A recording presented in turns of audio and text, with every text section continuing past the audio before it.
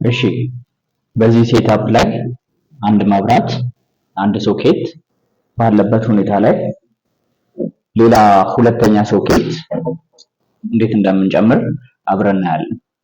ስለዚህ ይሄ ሌላኛው ሶኬት ነው። ሶስት ፒኖች አሉት። እዚህ ጋር ሶስት ፒኖች አሉት። እሱን ለመለየት ይሄኛው ይሄ ምልክት እዚህ ጋር ያለው ግራውንድ ነው። ያ ማለት ይሄኛው ፒን ግራውንድ ነው ማለት ነው። ይሄኛው ፒን ግራውንድ ነው። ሌላ ሁለት ይሄና ይሄ ስለሚቀር እዚህ ጋርና እዚህ ጋር ፓወር እናስገባለን ማለት ነው። አንዱ ላይ ፌዝ አንዱ ኒውትራል እናስገባለን። ስለዚህ ሁለተኛ ፌዝ እንቀጥላለን ማለት ነው። ስለዚህ የምናደርገው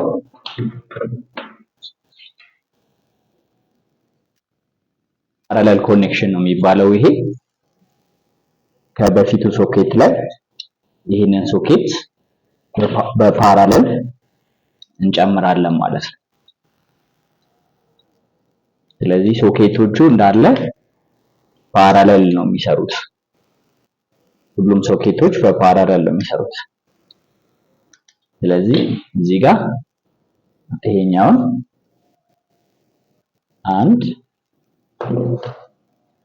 ብሬከር ጠፍቷል። ስለዚህ እዚህ ጋር በፊት ያስገባሁት ላይ ደርቤ ያስገባለሁ ይሄኛው። ስለዚህ እቺን ፈታና ይሄንን ደርበን እናስገባበታለን።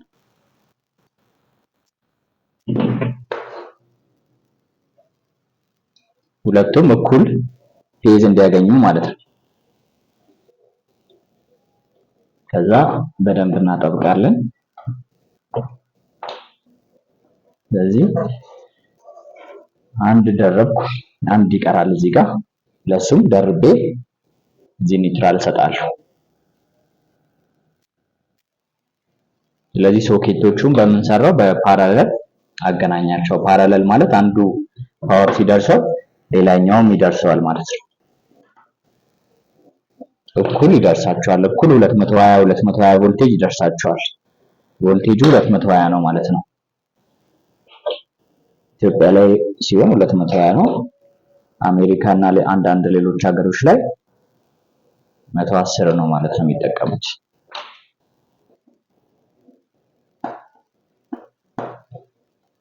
ስለዚህ እዚህ የደረብኩትን እዚህ ጋር የደረብኩትን እዚህ ጋር የቀረችው ፒን ላይ አምጥቼ ኮኔክት አደርጋለሁ።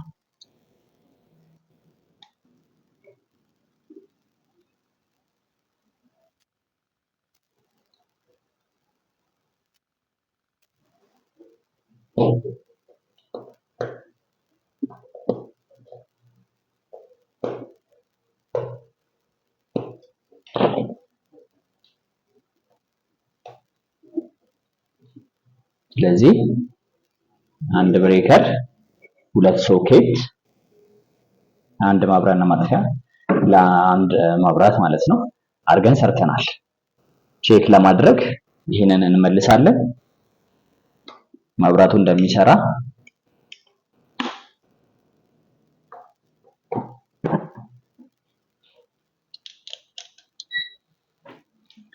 ብሬከራችንን ፓወር ገቢ አለ፣ ወጪ የለም፣ ዜሮ ነው። እናበራለን።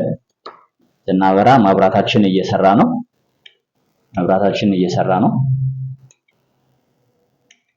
ቻርጀራችንን ቼክ እናደርጋለን።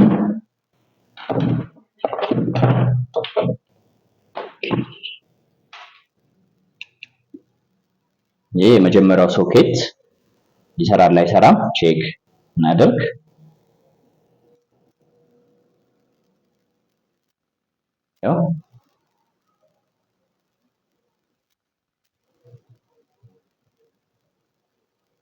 የመጀመሪያ ሶኬታችን እየሰራ ነው።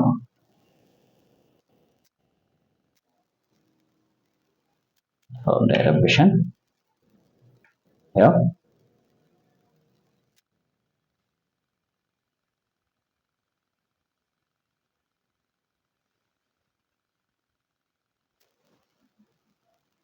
ሁለተኛው ሶኬት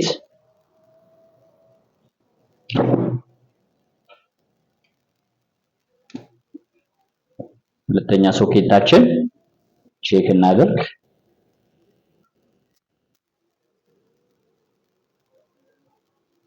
ያው ቻርጅ እያደረገ ነው ማለት ነው።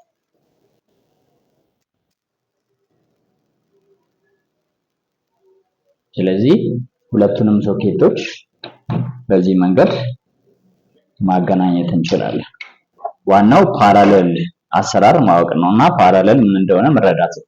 ፓራለል ማለት ሁለቱን አንድ ላይ እናደርግና አንዱ ፓወር ሲደርሰው ሌላኛውም እኩል እንዲደርሰው ማድረግ ነው ፓራለል ማለት ነው።